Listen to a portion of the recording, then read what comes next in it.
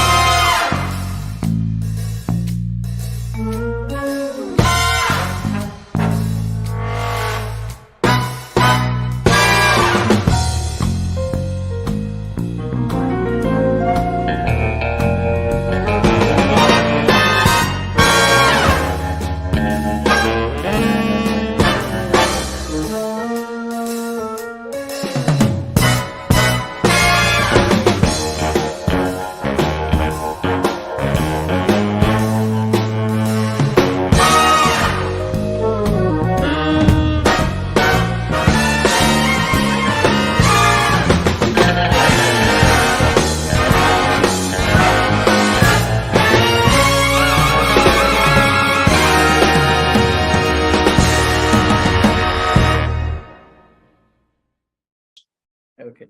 Hi, Max. How you doing? Yeah, doing great. Excellent. So Max is here joining us from Max, just so everyone else knows, actually, tell us where you're joining us from. Hi, everyone. I'm joining all the way from Singapore. So it's about 9:30-ish here. 9:30 p.m. So we're having a global call today, which seems like quite the norm, but welcome from from lovely Singapore, the Lion City, and we're looking forward to your pitch today. While I'm missing durians, Max, are you a durian fan? Max, do you like durian? Unfortunately, no, sir. Not really a fan of durians. That's weird. Every Singaporean I speak to, I always ask them if they're a durian fan, and no one in Singapore seems to eat it, but it's so popular there. But anyways, let's focus less on durian and more around Corel Tech and your platform. The way we're going to do it is as follows. I'm going up an elevator. As you'll notice, it's a 1-minute elevator pitch ride. At the 1-minute mark, when we kick off, I'll go right to the bottom. And obviously people that are listening to a podcast can't see this, but basically we're in a 1-minute elevator pitch simulation. And so what's going to happen is you're going to, once I hit the top, I'll zoom back down and I'll introduce myself. Okay. And you have 1 minute for your pitch and we'll go from there. All right, Max, are you ready? Yep. All right, Max, nice to meet you. My name is Singh. I'm actually a Malaysian dato, right? And I'm looking to invest in startups because, I've made a lot of money in palm oil. Tell me, Max, tell me what you're working on. Hello, sir. I'm Max, the founder of Corel Tech, and I'm looking to raise $5 million for 10% equity in Corel Tech. Today, Web3 projects today are outrageously expensive to execute. Web3 talent is hard to source, and there's a lack of security in Web3 projects for collaboration platforms. On average, an MVP level could just cost between $100,000 to $500,000. And compared to Web2 talents, Web3 talents comprise of less than 10% in numbers. And almost every other collaboration platform today runs on Web2 technology, which completely goes against the principles of a Web3 technology as a whole. So we bring to you the ultimate Web3 collaboration platform with vertical integration of talents using into our DApp platform, which will be running on 6 chains and a DeFi system. So we have 2 key models for revenue. First is the blockchain as a service. So will be a room setting for users to collaborate together. Secondly, we have a system where teams can request for independent contractors to be included in their teams to fill out any talent gaps that is missing in order to better execute their projects. Yeah. In terms of traction, we have roughly 400 lead users without any form of marketing at all. So our focus right now will be to roll out our DApp beta for users so we can better accommodate to them and have a better understanding of where we are on our product market fit. And currently we are in process of raising more than $200,000 in grants. So if there's any questions, I'd be delighted to take them. All right, Max, thank you very much for sharing that. As always, from the crowd, right? Feel free to comment live here today. If you're joining us on any of the social media platforms, feel free to provide feedback, provide questions, insights. Let's help level up, Max. So I want to jump into a little bit. First of all, thank you for sharing that. Right now, I know that you, in your description, there was a couple of things, because I want to just zero in a little bit on what you're doing, so the audience can learn a little bit more. These are shared with our investor community and just our community as a whole. So it's always good to just not everyone is so fluent in the Web3 space. You said something very quickly, and I want to come back to that. When you're giving a pitch, especially when you go to some of the technical components, you talked about 6 chains and something. You tell me a little bit about that. It's a DeFi system, so a Yeah. decentralized finance system. Yes. So, Yeah, but you said 6 chains, right? yep. Can you tell me more about that? I want to understand a little bit more of the tech. So usually for Web2 technology, we use servers, as everybody knows. So you run the server and you run your platform on that server. So Web3, we don't use servers, we use blockchain. So some platforms use one chain, and for Coral Tech, we'll be using cross chains. So for us, using our developer tool, we'll be using 6 chains. So there's Ethereum, Solana, Avalanche. So how it does is it just works as a form of similar of how a server would work for a Web2 platform, but in this case here, in a way that we don't take any of the information of the users and everything is stored within blockchain. So there's a sense of that security, and there's nothing from our end that we're going to take from the users. Got it. Because you started earlier saying that there's a lack of security. So the idea of multi-chain, multi-blockchain infrastructure, right? Does helps that, I guess, right, Max? Is that right? Yes. Right, because we've seen the dual chain and cross chain, but I haven't. I guess we're moving into a world now where with all the hacks that have been happening in the Web3 space, it's better to have this level of security. So let's talk a little bit about the pitch itself, okay? And part of this is for me to just give you my honest feedback in terms of what I was thinking about as you were pitching, right? When I think about this, part of where my brain was is trying to understand, if you build all these components, right? I want to fully understand the level of improvements, because you talked about the fact that typical Web3 project MVP cost $100,000 to $500,000, right? That's the first thing that you brought up, right? And the fact that you've kind of built this model, for me, I want to understand how what you're building is going to be a little bit different than the existing outsourced providers, right? How is your system structured? And if I'm a Web3 developer, and I'm saying this, Max, because I'm probably a little bit older than you, but there was a time when there was Web 1, right? There were the web app developers, and then all these mobile developers came in, right? And the same argument was there, right? Mobile developers only represent 10%, right? And and we've actually hit Web3 twice. We've gone through kind of this mobile phase, and then obviously with the machine learning and AI, that's really picked up. So my question to you just comes down to how the platform is different enough to ensure that this isn't just going to be an additional feature that the current service providers that are providing talent are going to take on, right? Does that make sense? So let's talk a little bit more about that, Max. Go ahead. Okay.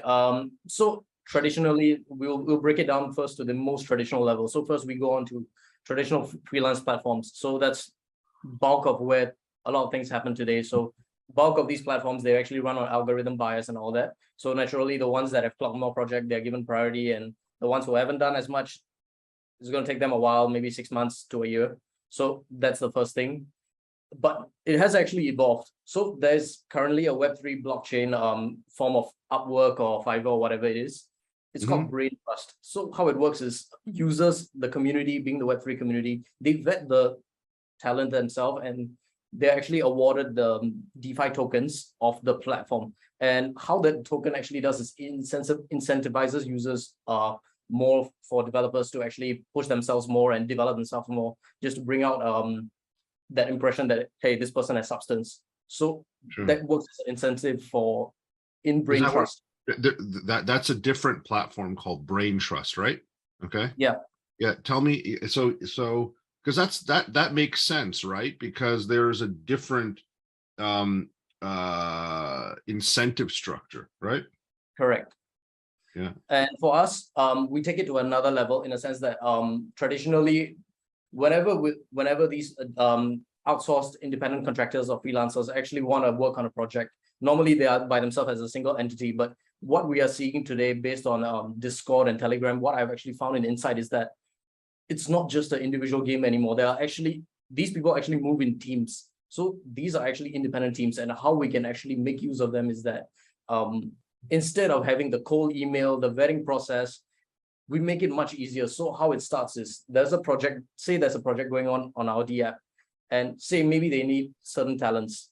So they will just flag it off that we need this X talent, Y talent. And those talents, instead of sending a cold email or DM, so what they will do is they will just send a quotation along with what they have to offer accordingly. Okay. And from there, within the quotation, they can actually look at the profile, their website, their GitHub, their LinkedIn, whatever website they want to put up there for their personal portfolio as a form of recognition. So from there, the users will vet themselves. And how it is different is that even for Brain Trust, despite being a Web3 run platform, there's still some form of control on vetting the users. Here, we give absolute autonomy to the users to vet themselves, and we don't have anything to do with it. Do you think that that would work? Is that something that you feel would work? I think it might work because in Singapore, not in the Web3 platform, but there's another similar startup that actually does something similar. It's called Homage. So they do something like that, but for medtech. So far it has been very successful. So we feel that even though it's a completely different game in the Web3 sector, but it can work off. That's what my take is. And are you tokenizing? Are you incentivizing? Is there a token incentive for good work? Like, so when I look at things, Max, I'm kind of old school, if I may, right? Definitely. When I look at stuff, and having been in the, I used to be a developer back in the day, probably not a good one. But you know, when I think about things, I always kind of come back to unit economics, right? When I look at it, for me, obviously there's, you know, the 6-chain and all the other, there's obviously a lot of cool elements to what you're doing. But for me, it's very simple. You know, when I am brought in as a hire for a project, right? If I'm a freelancer for a project, the person hiring me wants to have a good product that's on time and on budget. Okay. The freelancer wants to maximize revenue and have the potential to earn more. That's kind of the way I would look at it, right? And so what I wanted to, you know, along with the elements here, right? Because I feel like you know, we adopt everything. You know, I know there's some people that aren't the biggest fans of crypto and blockchain and you know, the whole Web3 space. We adopt everything. You know, we're early adopters to all these platforms. And what I always try to push is let's get to the unit economics, Max. Does that make sense? Right. And so when I think about it, right, I want to understand a little bit more about like how the platform itself, if what you're, because your secret sauce is around vetting, right? That's your secret sauce, your methodology and your ability to bring in talent, right? Those are the two things. I want to know a little bit more in terms of, you know, how do you see this improving the process? The industry the development industry on its own needs to continue to move towards on time, on budget, right? Freelancer earning more, consistently more. So I want to talk more about that, Max. Can you share a little bit more about that? All right. So first off, we waive off any commission because it's Web3 based, it's token based. So there's no commission involved here. Whatever they make is whatever they make. No questions asked. You don't make it. Okay. So that's a question on how do you, I'd also, after you finish, I want to know how you make money too, if you don't mind. Oh, yeah. So whenever they convert their money into our tokens, yeah, we just take a cut from there. So directly, we are not taking anything from you, but whenever you convert it back to fiat, that's when we take something. Okay. Yep. So secondly, we have a core folio system. So how it will work is as they go on and work and clock more projects, so their reviews and all that, we'll craft it into an automated portfolio system.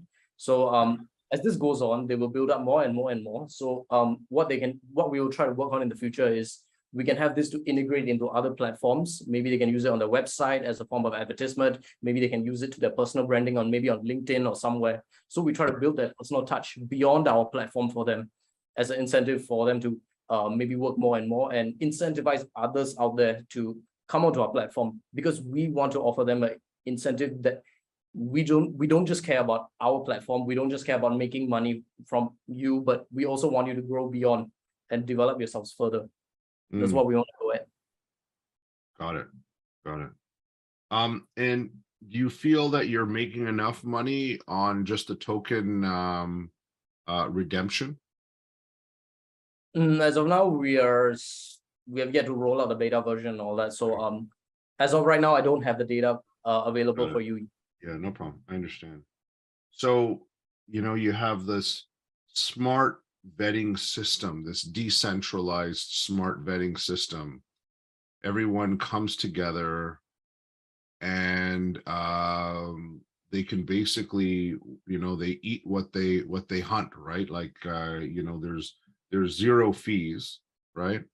And through the smart vetting process, you find and cultivate the best talent. And through that, that's going to drive the on time, on budget. They're going to earn more because obviously through the platform, they're keeping most of the elements themselves. And yeah, okay, I understand. I get where this is going, because I want to spin it to just kind of where it is right now. And you're looking for, you said around $5 million. Is that what you're looking for? Yep. Would have been less, but because we are doing a DApp and we are doing the whole cross chain and DeFi thing, so we will definitely need a bit more funds. 5 mil. Okay. The market is a little bit challenged right now, Max.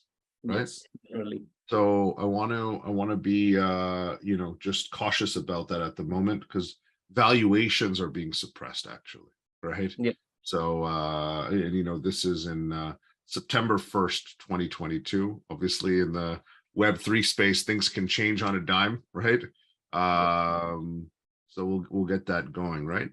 Max, is there anything else that you feel like in your elevator pitch you missed, right? Because I want to when I think about the elevator pitch, I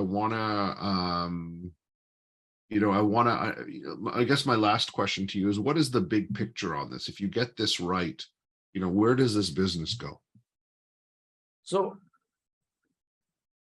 originally, our primary focus was the talent bit being our primary market and the secondary market being our blockchain as a service, the room thing. So the collaboration factor being the room thing. But when I was talking to users based on Telegram, Discord, and all that, what I actually found out was users want the opposite. They're more into the whole having the opportunities as opposed to the blockchain thing. Maybe it's because I don't really have an outreach yet, but what I really want to go at is where I really see this going in the future is I want this to, cut right to the chase in terms of people trying to make money and trying to go on with transactions. Because today, what the biggest issue is, there's so much cold emails, there's so much cold marketing, there's so many programs. Oh, this is how you can do better cold marketing. There's this, there's that. We want to cut all of that off. So we go in straight with a quotation. If all is good, move to the transaction, get on to the work, make your money. We want to go cut right to the chase. And that's what we want to bring out the change, is that we want to end the entire process of cold emails and cold all that. And how much, like, if you think about Upwork or all these platforms, how much of a cut do they take? They take a 15 to 20% cut. In addition, they also hold the upfront fees for the charging user. So on an annual basis, they charge about 5,000 to 6,000. So there's a commission take and there's an upfront charge. So there's a double take. Got it. Got it. Interesting. All right. Max, would you like me to pitch this idea back to you? Yep, I'd love to. Okay. What we're going to do is we're going to go up the elevator. When we hit the top, you can introduce yourself. You could be whoever you wanted to, be. I wanted to be a Datuk today. I was feeling do you know what I mean? Felt like being a Malaysian Datuk. You can be whoever you want. And I'm going to try and encapsulate, right, Max, what I feel elements that I want you to consider adding as part of your pitch, right? And I want to keep it as focused on you being the next iteration of the outsourced community. All right. So over to you, sir. I'll wait for your introduction and I'll get started. Hi, I'm the managing partner of Sequoia Capital, and today I'm interested to hear what you have for your startup. Excellent. Thank you, Max. Thank you for making the time to meet with me today. My name is Singh, and I'm part of the Corel Tech team. As you know, we've gone through over the last couple of years, the Web3 world has exploded, and we have projects and development happening around the world. One of the things that you might not know is that the resource required, right, the Web3 development group is still very small. And so I took some time to think about, just like we're reinventing the internet with Web3, could we re-look at how we interface with outsourced, talented Web3 workers around the world? And so we've created a very interesting platform. We've developed a Web3 smart vetting system that basically allows the crowd to completely vet people that are coming and taking on a project that they want to develop. Through our platform, the whole process allows the individual to be driven to be and motivated to complete their elements on time and on budget, and make sure that they earn more, and they're incentivized via a token. And we don't actually take a cut, right? We believe so strongly in our model that we can actually just, once they redeem their tokens to a regular currency, we can take a small edge off of that. And we believe that this is the new model, the new way that the Web3 community and every community as a whole is going to look for in terms of the next generation Upwork or Fiverr platform. I know that Sequoia has invested in these platforms before, and I'd like to chat to you more about my schematic and how we can make this work. I'm looking for $5 million to get this off the ground. Thank you. Thank you. All right, Max. So that's my pitch. Does that make sense? Do you see what I did there?